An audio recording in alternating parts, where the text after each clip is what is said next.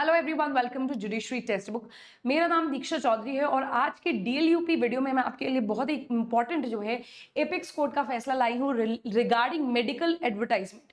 तो एक बहुत ही डिफरेंट टॉपिक है आप सभी के लिए, जुडिशरी एस्पिरेंट्स के लिए, लेकिन नॉनदलेस हमसे पूछा जा सकता है और हमारे एग्जामिनेशन में किसी भी तरीके से ये हमारे लिए बेनिफिशियल हो सकता है।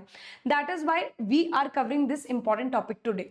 इसके अलावा अगर आपको ये डीएलयूपी वीडियोस और इनका कंटेंट पीडीएफ मैनर में रोज अपने पास चाहिए व्हाट्सएप पे या मेल पे, तो इसी वीडियो के नीचे डिस्क्रिप्शन बॉक्स है, उसको जरूर फिलअप कीजिएगा। एक गूगल फॉर्म है, उसको जरूर फिलअप कीजिएगा। जल्दी से जो है शुरू करते हैं अपना यहाँ पे लीगल अपडेट के साथ। तो देखो यहाँ पे एपेक्स कोर्ट का जो फैसला है रिगार्डिंग मेडिकल एडवर्टाइजमेंट, उसके बारे में हम जो है आज के इस वीडियो में चर्चा करेंगे। केस लॉ का नाम याद रखिए, Indian Medical Association versus the Union of India. ठीक है, तो यहाँ पे शुरू करते हैं। Before that let me tell you, this is my Telegram channel, जहां आप मेरे साथ जुड़ सकते हैं, मुझे फॉलो कर सकते हैं और जितना भी इंपॉर्टेंट अपडेट है वो आपको यहाँ मिलेगा। तो सुप्रीम कोर्ट ने क्या किया है, डायरेक्ट किया है सारे ही राज्यों को कि इन्फोर्स करे, कि भैया लागू करे किस चीज को, drugs and magic remedies objectionable advertisements act of 1954। तो ये पर्टिकुलर एक्ट को सभी राज्य जो है अपने अपने रिस्पेक्टिव स्टेट्स में लागू करे, ये डायरेक्टिव जो है सुप्रीम कोर्ट ने दिया है।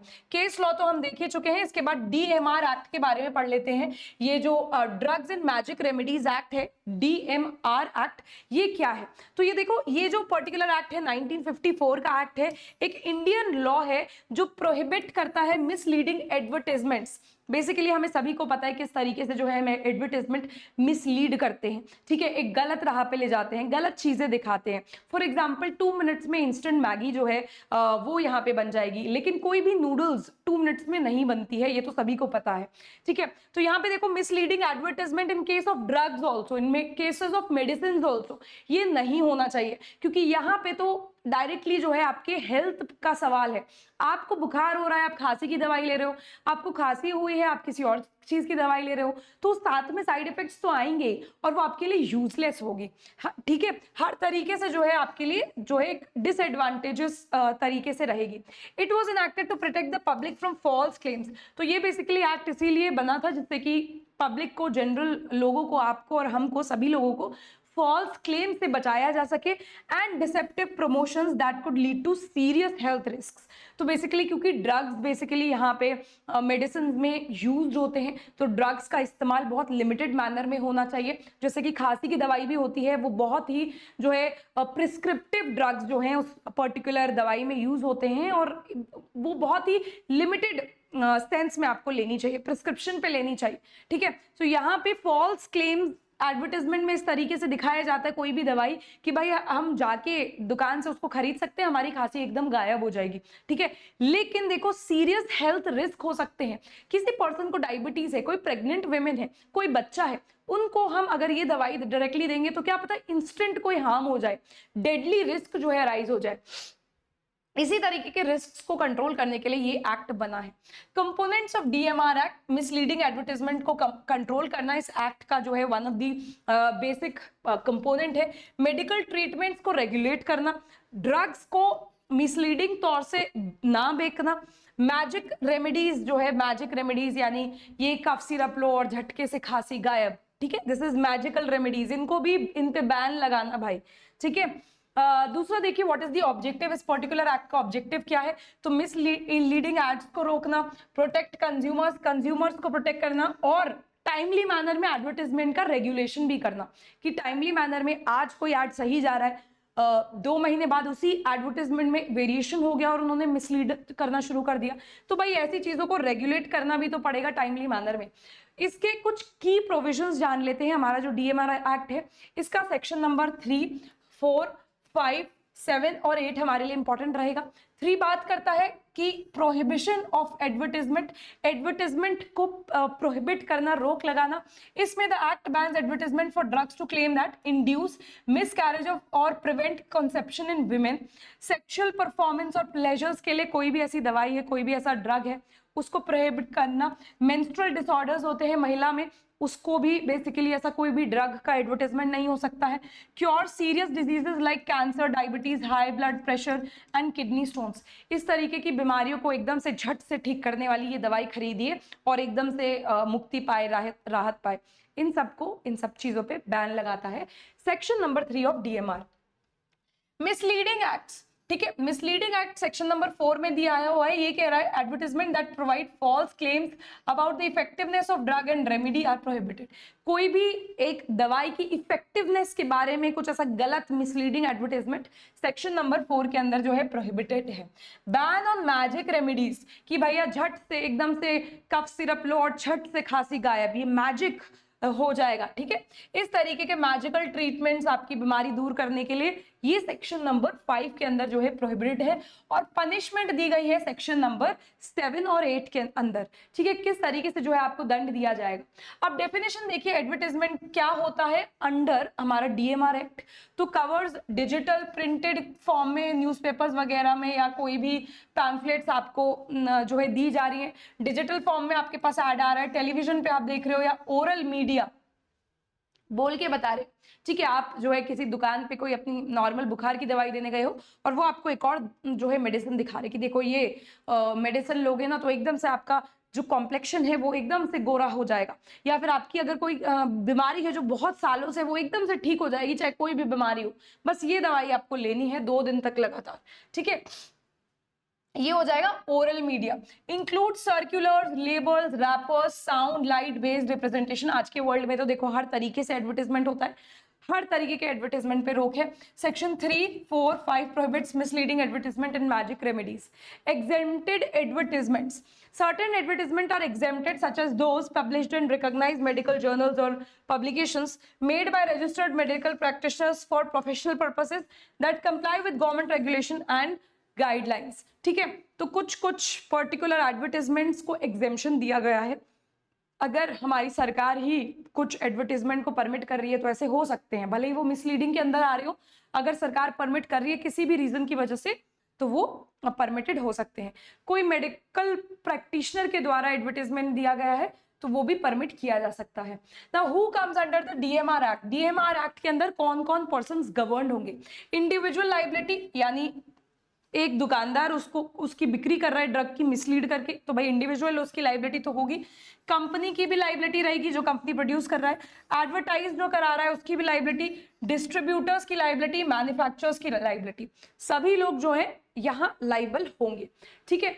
इंट्रोडक्शन देख लेते हैं, इन न्यूज किस तरीके से आया। सुप्रीम कोर्ट का जो यहाँ पे डायरेक्टिव इशू हुआ डीएमआर के रिलेशन में, उसके बाद देखा गया कि किस तरीके से डीएमआर एक्ट प्रोहिबिट करता है मिसलीडिंग एडवर्टाइजमेंट को, और ये ऐसा पहले भी हुआ है।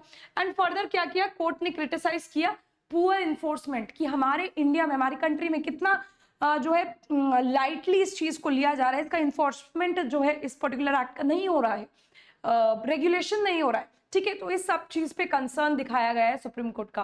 Courts action on misleading advertisement, court का क्या एक्शन रहा है, तो देखो public health and consumer rights जो है यहाँ पे इन पिक्चर आए हैं। Liability of advertisers and publishers, यहाँ पे लाइबिलिटी क्रिएट करी गई है। National dashboard for transparency, national dashboard जो है क्रिएट होगा। लीगल एक्शन रिक्वायर्ड और implementation of DMR act is required. Supreme court directive जो रिलीज हुए हैं for the DMR act implementation, क्या क्या डायरेक्टिव्स, क्या क्या गाइडलाइंस रिलीज करी गई है। ग्रीवेंस रेड्रेशल मैकेनिज्म जो है यहाँ पे होगा, जैसे कि टाइमली मैनर में कंप्लेन दर्ज हो सके और उन कंप्लेन्स पे एक्शन भी लिया जा सके। पुलिस जो है सेंसिटिवली अगर इन मामलों की रिपोर्टिंग करे, उन पे जो है एक्शन ले, तो भी हमारे लिए काफी बेनिफिशियल रहेगा। सुप्रीम कोर्ट का गाइडलाइन है। ऑफिसर अपॉइंटमेंट, इस पर्टिकुलर रेफरेंस में एक पर्टिकुलर ऑफिसर होगा जो कि गजेटेड ऑफिसर होगा, डीएमआर एक्ट के अंदर ही इसका अपॉइंटमेंट होगा।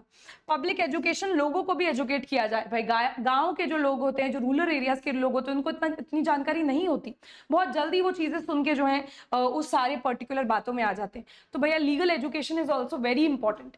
Indian Medical association versus union of India का केस जो है हमारे लिए यहाँ इंपॉर्टेंट है। स्मीयर कैंपेन एलिगेशंस, टाइमलाइन देख रहे हैं हम किस तरीके से आए। कोर्ट हियरिंग जो है वो बिगिन हो गई, उसके बाद एलिगेशंस लगे पतंजलि पे, और IMA files petition the Indian Medical association initiates legal action. Alright, so compliance deadline for states, अलग अलग राज्यों की कंप्लायंस डेडलाइंस है।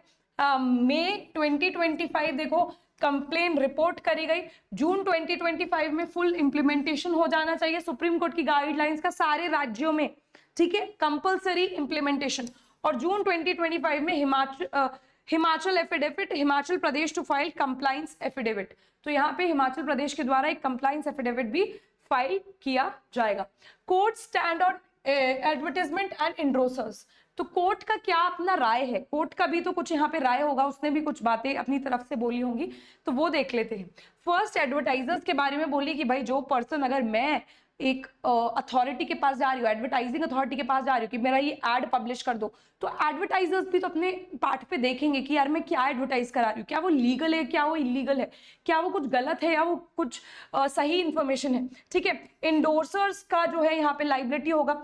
मिसलीडिंग क्लेम्स जो है, स्टेटमेंट्स जो है, उन पे टाइमली मैनर में उनको हटा के उन पे एक्शन लेना चाहिए। अकाउंटेबिलिटी होनी चाहिए और सेंट्रल कंज्यूमर प्रोटेक्शन अथॉरिटी की गाइडलाइंस भी फॉलो होनी चाहिए।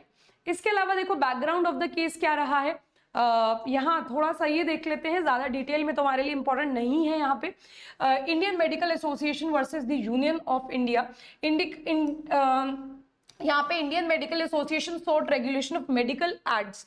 मेडिकल एड्स के ट्रिगर क्या था बेसिकली, यहाँ पे क्यों इंडियन मेडिकल एसोसिएशन को ये पर्टिकुलर यहाँ पे सुप्रीम कोर्ट में जाना पड़ा डायरेक्टिव्स के लिए, क्योंकि भाई देखिए ये जो पतंजलि आयुर्वेदा लिमिटेड है, इतना फेमस है, हमारा बाबा जी रामदेव का ये जो पर्टिकुलर कंपनी है जिसका वो हर टाइम एंडोर्समेंट करते रहते हैं, उनके अगेंस्ट एलिगेशन है कि वो बहुत ज्यादा मिसलीडिंग एडवर्टाइजमेंट देते हैं, ठीक है। तो इतने वाइड जो है वाइडली ये स्प्रेड है पतंजलि और उसके प्रोडक्ट्स, क्योंकि भैया बाबा जी कह रहे हैं तो लोग मान रहे हैं, और स्पेशली जो रूरल एरियाज के लोग हैं, ठीक है। तो इनके पास बेसिकली हर मर्ज की दवा है, ठीक है, जो जहां मर्ज जो जिस मर्ज का जो है यहाँ पे ओरिजिनेट भी नहीं हुआ, उनकी भी दवा इन लोगों के पास है, ठीक है।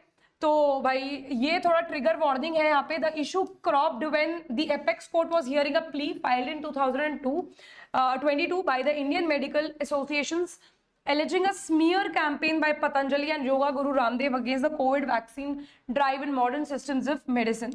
तो बेसिकली देखो बाबा जी ने क्या किया था कि यहाँ पे कोविड की वैक्सीन के खिलाफ जो है बातें बोलने लगे, ठीक है, कोविड से लड़ने की खुद बातें करने पे लगे कि पतंजलि जो है हमारे पास इलाज है भाई, हमारे पास इलाज है, हमारे पास आओ वैक्सीन मत लगवाओ, ठीक है। बट नॉनदलेस ये जो है ट्रिगर किया and the IMR the Indian Medical Association came to the Supreme Court कि भाई कुछ तो जो है यहाँ पे गाइडलाइंस फॉलो होनी चाहिए। We have a particular act, हमारे पास एक एक्ट भी है ये सारी चीजें एड्रेस करने के लिए, लेकिन दिक्कत उसके इम्प्लीमेंटेशन पे आती है।